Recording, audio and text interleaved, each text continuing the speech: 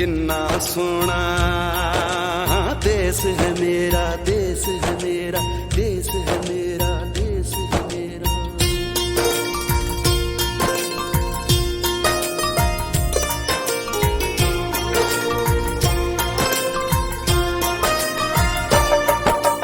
धरती सुनहरी अंबर नीला हो, धरती सुनहरी अंबर नीला, हर मौसम रंगीला। ऐसा देश है मेरा हो, ऐसा देश है मेरा, ऐसा देश है मेरा, हाँ ऐसा देश है मेरा। बोले पपीहा कोयल गाए,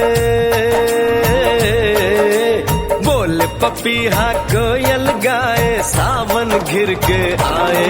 ऐसा देश है मेरा हो, ऐसा देश है मेरा, ऐसा देश है मेरा, हाँ ऐसा देश है मेरा।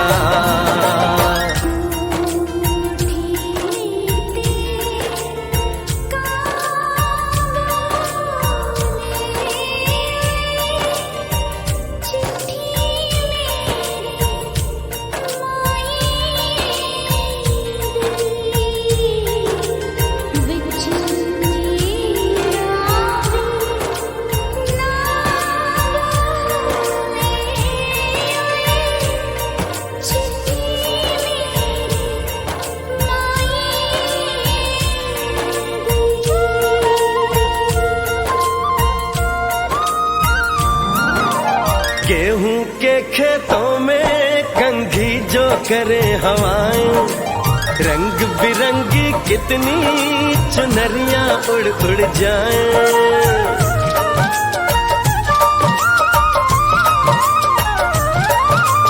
पनघट पर पनहारन जब गगरी भरने आए, मधुर मधुर तानों में कहीं बंसी कोई बजाए। लो सुन लो कदम कदम पे है मिल जानी, कदम कदम पे है